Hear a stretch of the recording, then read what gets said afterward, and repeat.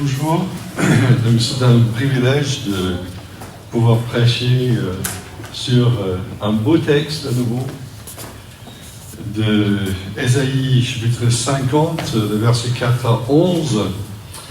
Et j'ai mis comme titre de ce message, qui est sur le troisième chant du serviteur, le serviteur disciple. Donc, je vais lire d'abord le texte dans Ésaïe 50, à partir du verset 4. « Le Seigneur l'Éternel m'a donné une langue de disciple attentif, pour que par ma parole, je sache fortifier ceux qui sont fatigués. Il me fait tendre l'oreille, matin après matin, afin que je l'écoute comme un disciple. Le Seigneur l'Éternel a ouvert mon oreille, et moi, de mon côté, je n'ai pas résisté, je n'ai pas reculé.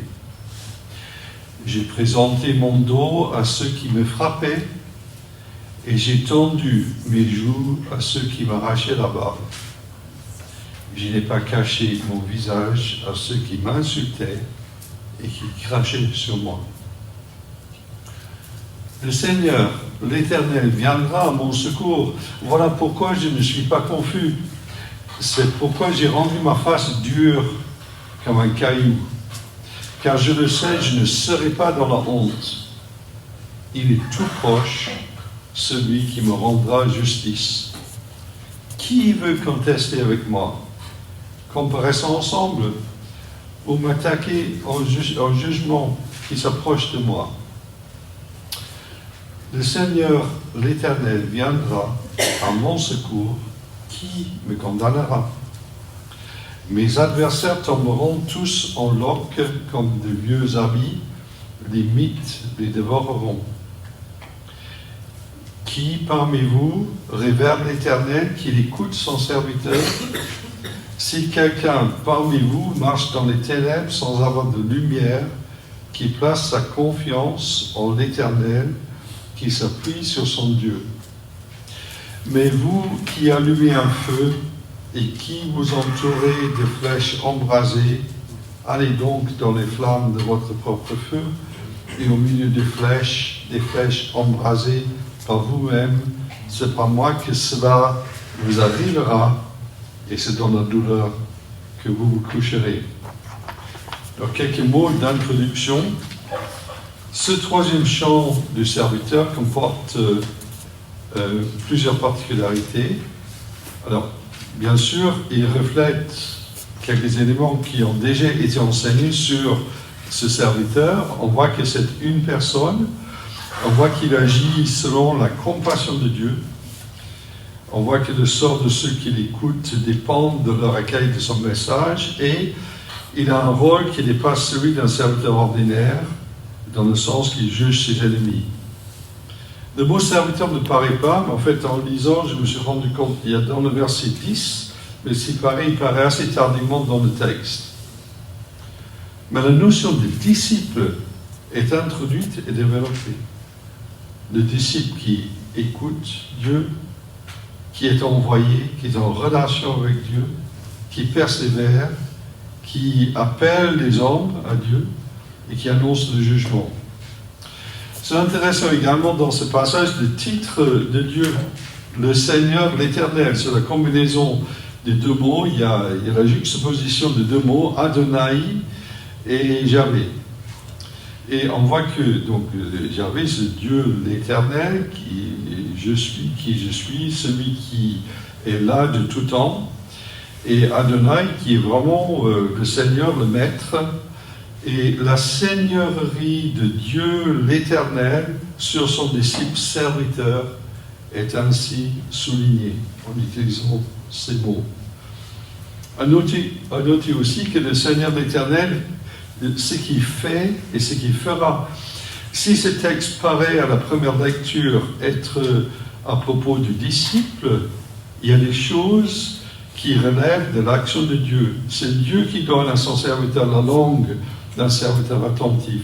Ce Dieu qui fait tendre l'oreille matin après matin à son serviteur, ce Dieu qui ouvre son oreille, ce Dieu qui viendra à son secours, ce Dieu qui lui confiera le jugement de ses ennemis. Ce texte décrit deux aspects de la vie des disciples, sa formation, sa mission et son appel, et également l'action de Dieu tout au long de son ministère, depuis l'ouverture de ses oreilles jusqu'à l'appui de son action et sa justification devant les hommes. Maintenant, je vais suivre tout simplement les textes. Le plan, c'est d'abord de parler du serviteur disciple, fidèle au cœur de Dieu, obéissant, souffrant, confiant en la présence et le secours du Père et justifié devant ses ennemis, avant de parler du message du serviteur, qui est l'appel aux croyants, l'appel aux non-croyants et l'annonce du jugement. Et à la fin, il y aura quelques mots de conclusion. Donc on peut afficher donc le titre, le serviteur disciple, fidèle au cœur de Dieu. Le Seigneur l'Éternel m'a donné une langue de disciples attentifs pour que par ma parole, je sache fortifier ceux qui sont fatigués. D'ailleurs, il y a une curiosité, on dit une langue de disciples attentifs, j'aurais pensé oreille de disciples attentifs. Mais en fait, ce verset est un condensé de vraiment des choses importantes et essentielles. Alors, d'abord, il faut noter que le serviteur reconnaît que Dieu, l'Éternel, est son maître. Il est un disciple attentif, c'est-à-dire qu'il écoute Dieu. Il cherche à savoir ce que Dieu veut.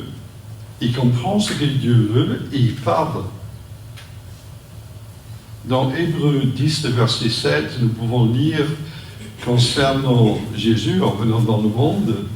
Alors j'ai dit, voici je viens dans le rouleau du livre, il est question de moi pour faire, ô Dieu, ta volonté. Et le serviteur, son souci, c'est de faire la volonté de Dieu. Il note bien ce que Dieu lui demande de dire et il dit ce que Dieu lui a confié.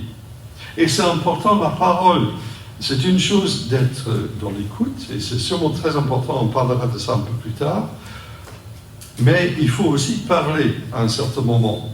Romains chapitre 10, dans le verset 14, dit « Et comment croiront-ils s'ils ne l'ont pas entendu? Et comment entendront-ils s'il n'y a personne pour le leur annoncer ?» Il faut bien que le serviteur de Dieu ouvre sa bouche et parle, mais ce qu'il va dire, ça doit être basé sur l'écoute de la parole de Dieu et de ce que Dieu veut. C'est très intéressant dans ce premier verset que le disciple qui a écouté et le disciple qui parle, il a un but. Et c'est quoi son but? De fortifier ceux qui sont fatigués. Donc il a été disciple attentif, il a écouté le cœur de Dieu. Et que veut Dieu? Ça veut dire que Dieu est sensible à ceux qui sont fatigués. Et il veut que les disciples transmettent un message pour ceux qui sont fatigués. C'est ça le cœur de Dieu. Le cœur de Dieu est de faire grâce. Je cite à nouveau Jean 3, verset 16, « Mais Dieu a tant aimé le monde qu'il a donné son Fils, son unique, pour que tous ceux qui placent leur confiance en lui échappent à la perdition et qu'ils aient la vie éternelle. » En effet, Dieu a envoyé son Fils dans le monde, non pas pour condamner le monde, mais pour qu'il soit sauvé par lui. Et le disciple qui écoute le cœur de Dieu, il est conscient de cet amour de Dieu pour ceux qui sont fatigués, pour ceux qui sont loin de Dieu. Matthieu chapitre 11, verset 18, Jésus a dit, « Venez à moi, vous tous qui êtes accablés, sous le poids d'un lourd fardeau, et je vous donnerai le repos. Prenez mon joug sur vous et mettez-vous à mon école, car je suis doux et humble de cœur, et vous trouverez le repos pour vous-même. Oui, mon joug est facile à porter, et la charge que je vous impose est légère. » Donc le disciple, on lui demande d'être fidèle au cœur de Dieu et d'être porteur de cette grâce de Dieu. On passe maintenant aux serviteurs, disciples obéissants. Il me fait tendre l'oreille matin après matin, afin que je l'écoute comme un disciple. Le Seigneur l'Éternel a ouvert mon oreille et moi de mon côté, je n'ai pas résisté, je n'ai pas reculé. Dans ce passage, le serviteur appelle Dieu le Seigneur Adonai, c'est-à-dire celui à qui on obéit sans discuter. L'Éternel le prend en charge chaque matin à son école. Il lui donne la leçon qu'il enseignera à son tour à ses disciples. Donc ce qui va être transmis relève de l'étude et de la compréhension de ce que Dieu veut dire. L'Évangile selon Jean rapporte que le Seigneur Jésus lui-même, il n'agissait pas tout seul. Il dit dans Jean 5, le verset 30, je crois, « Pour moi, je ne peux rien faire de mon propre chef, je juge seulement comme le Père me l'indique. » On voit qu'il y a cette complicité entre le Père et le Christ. Il dit, « Mon verdict est juste, car je ne cherche pas à réaliser mes propres désirs, mais à faire la volonté de celui qui m'a envoyé. » Il y a un commentateur qui s'appelle John Oswald qui dit que parmi les prophètes bibliques, tous ont réagi négativement, initialement, à ce que Dieu leur demandait de faire. On peut penser que Moïse, quand il était devant le buisson ardent, il a dit, mais je ne sais pas parler. Et Ésaïe, on voit au début du livre d'Ésaïe, quand Ésaïe voit cette image de Dieu, la gloire de Dieu qui remplit le temple, il dit, mais je suis indigne, je suis un homme aux lèvres impures. Et quel homme a accepté la mission de Dieu calmement et sans résister? Il y a un seul, c'est Jésus, le fils de Joseph. Dans Jean chapitre 8, le verset 29, « Oui, celui qui m'a envoyé est avec moi. Il ne m'a pas laissé seul, car je fais toujours ce qui lui est agréable. » Christ est ce serviteur parfait, ce serviteur disciple qui écoute le Père et qui ne rechigne pas devant sa volonté et qui l'accomplit. Dans Jean chapitre 15, Jésus répondit à des reproches en disant, « Vraiment, je vous l'assure, le Fils ne peut rien faire de sa propre initiative. Il agit seulement d'après ce qu'il voit faire au Père. Tout ce que fait le Père, le Fils le fait également, car le Père aime le Fils. Il lui montre tout ce qu'il fait. » Donc, malgré nos imperfections, ce serviteur disciple exemplaire qui est le Christ est également un modèle pour nous. Que Dieu nous fasse tendre l'oreille à ce qu'il veut, qu'il suscite en nous ce désir de l'écouter matin après matin, jour après jour, qu'il nous apprenne la docilité de ne pas lui résister. Je me rappelle une conversation avec Jean Rouen à un certain moment, et il cherchait qu'est-ce qui fait la réussite d'un enfant dans les études supérieures. Et la réponse qu'il avait entendue, c'était la docilité. Vouloir accepter d'être corrigé, de s'améliorer, de progresser, accepter justement peut-être des choses qui ne vont pas dans le sens de ce qu'on pense et de tenir compte. Donc, le Seigneur nous apprend la docilité à ne pas lui résister. Et on fait souvent de mauvaises expériences parce que justement on résiste à ce que Dieu est en train de nous dire.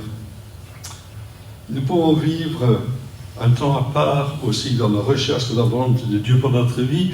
J'ai le souvenir, quand j'avais peut-être 22 ans, je posais la question, Seigneur, que veux-tu que je fasse? Et au début, c'était un peu comme une feuille blanche, et peu à peu est venue la conviction que le Seigneur m'appelait à venir en France et aller dans une église. Et c'est ce que le Seigneur a permis après. Il a fallu du temps, il fallait mettre un peu de temps à part pour écouter, poser des questions. Et je pense à Samuel, quand il a été appelé dans le temple, quand il était enfant, il ne savait pas encore qui était l'Éternel. Et Élie lui dit de dire à Dieu, Seigneur, ton serviteur t'écoute. Et effectivement, on a besoin de se placer dans cette écoute de Dieu pour peut-être recevoir l'appel de Dieu pour une mission précise dans notre vie. Donc je passe maintenant aux serviteurs, disciples souffrants. J'ai présenté mon dos à ceux qui me frappaient et j'ai tendu mes joues à ceux qui m'arrachaient la barbe. Je n'ai pas caché mon visage à ceux qui m'insultaient et qui crachaient sur moi. Le serviteur disciple est ainsi clairement identifié avec le Christ. Après son arrestation, Jésus était flagellé, on lui a craché dessus. Il n'y a pas de mention que sa barbe ait été arrachée, mais son humiliation par les gardes était bien réelle. Le prochain chant du serviteur, donc c'est le dimanche prochain, présentera le Seigneur comme un homme de douleur, habitué à la souffrance. L'appel et la mission du disciple de la part de Dieu incluent la souffrance de la part de ceux qui s'opposent au plan de Dieu. Donc il faut savoir que la souffrance, c'est aussi, ça va avec l'appel et la mission. Il y a des personnes qui vont s'opposer à cela. Nous pouvons nous réjouir de la révélation de Dieu à Ésaïe lors de son appel dans le chapitre 6. Il a dû s'écrier devant la gloire de Dieu, « Malheureusement, je suis perdu. De mes yeux, j'ai vu le roi, le serviteur des armées célestes. » Ensuite, sa bouche est touchée par un charbon ardent, ta faute est enlevée et ton péché est expié. Mais la mission confiée à Ésaïe, après ça, on peut dire c'est un événement formidable. Mais quelle est la mission d'Ésaïe? Il est envoyé vers un peuple pour leur dire vous n'allez pas écouter, vous n'allez pas comprendre, et que Dieu va juger Israël. Quel message difficile. Donc parfois la mission comporte des volets souffrance ou des choses qu'on n'a pas envie de dire.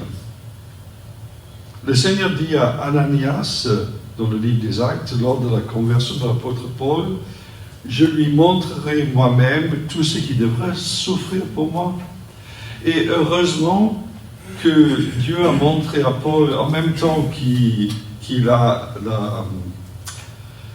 fait découvrir le Christ, et qu'il a accepté le Christ, en même temps Dieu lui a montré les souffrances qu'il devait subir.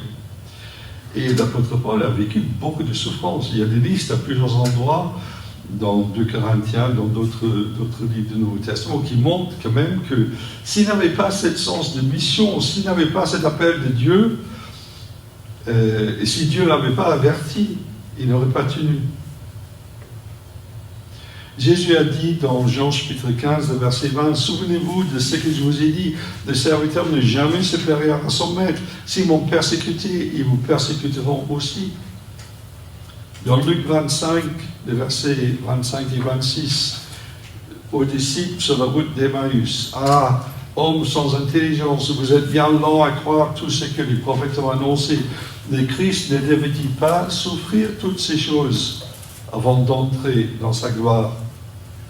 Et dans Hébreux 12, le verset 2, « Gardons les yeux fixés sur Jésus, qui nous a ouvert le chemin de la foi et qui apporte la perfection. Parce qu'il avait en vue la joie qui lui était réservée, il a enduré la mort sur la croix, en méprisant la honte attachée à un tel supplice, et désormais il siège à la droite du trône de Dieu. » Jésus voyait plus loin, il voyait la joie de toutes ces personnes qui allaient venir à Dieu, qui allaient être pardonnées, graciées, faire partie du peuple de Dieu, des personnes qui allaient être changées dans leur vie. Pour la joie de cela, il a accepté la souffrance de la croix. Maintenant, le serviteur disciple confiant en la présence et le secours du Père. Le Seigneur l'Éternel viendra à mon secours. Voilà pourquoi je ne suis pas confus. C'est pourquoi j'ai rendu ma face dure comme un caillou, car je le sais, je ne serai pas dans la honte. Il est tout proche, celui qui me rendra justice. Qui veut contester avec moi? Comparaissons ensemble. Et à la fin, le Seigneur l'Éternel viendra à mon secours, qui me condamnera? Être conscient de l'appel de Dieu, de son plan de salut pour les hommes, permet de persévérer. Mais avant tout, ce sont l'assurance de la présence du Seigneur, la certitude de son secours, la confiance que Dieu établira à la fin, le bien fondé de l'action du serviteur.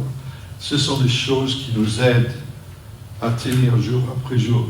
L'assurance de la présence de l'Éternel, la certitude de son secours et le fait qu'il va établir le bien fondé de son action dans nos vies si on a suivi ce qu'il lui a dit.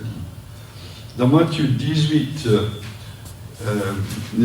28, versets 18 jusqu'à 20, il y a cet ordre de Christ de faire des disciples parmi tous les peuples, de les baptiser au nom du Père, du Fils et du Saint-Esprit.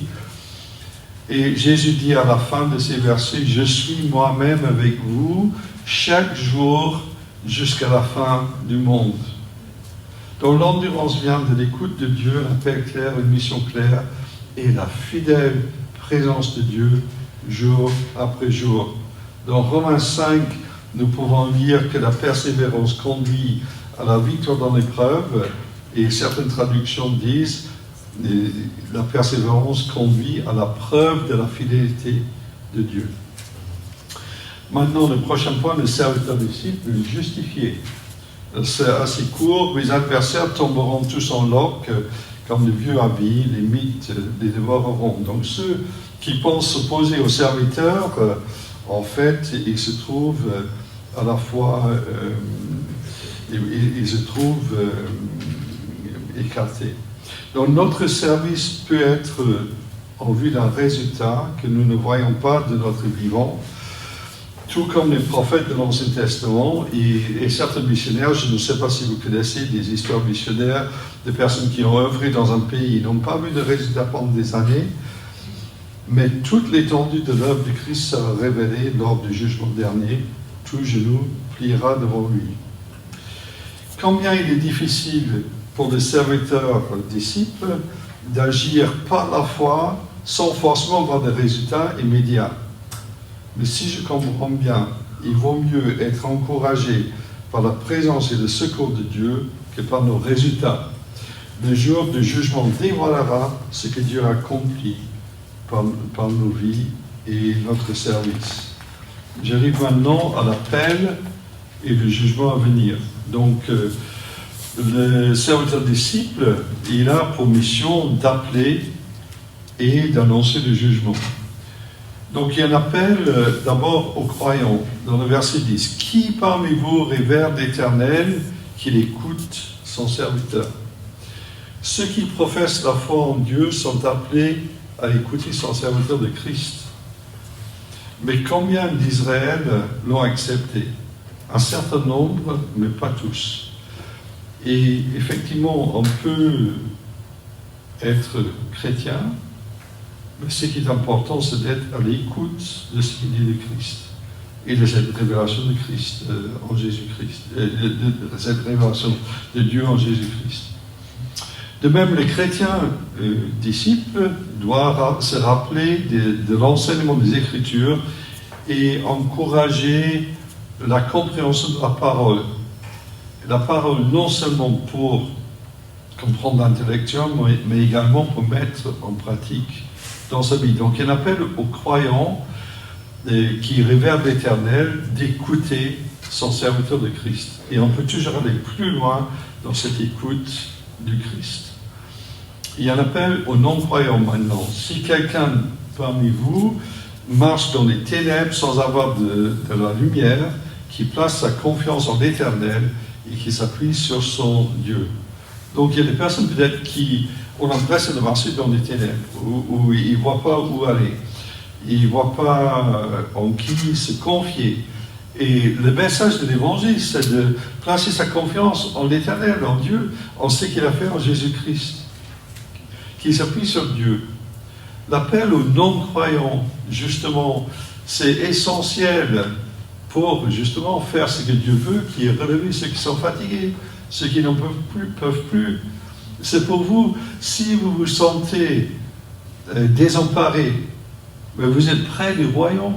Ce n'est pas ceux qui croient que tout va bien dans leur vie qui ont besoin de la grâce de Dieu. C'est ceux qui se rendent compte de leurs difficultés, qui ne voient pas, qui souffrent, venir à Christ. Et la réponse, le Christ est mort pour tous les hommes.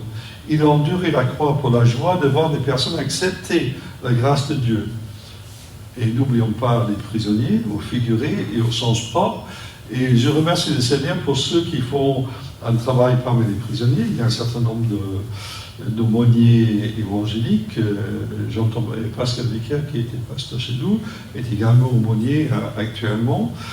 Et effectivement, parler à des personnes qui n'ont pas d'espérance, qui sont dans les ténèbres, c'est important.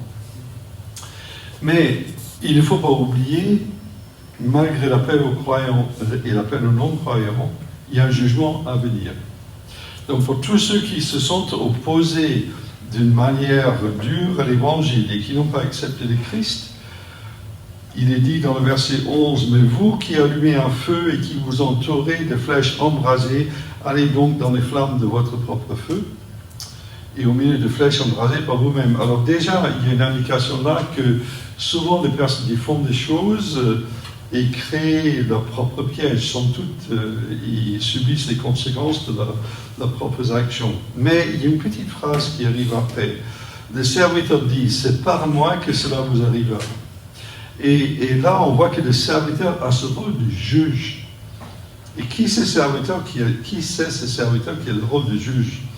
Et justement, il faut voir plus loin dans le Nouveau Testament.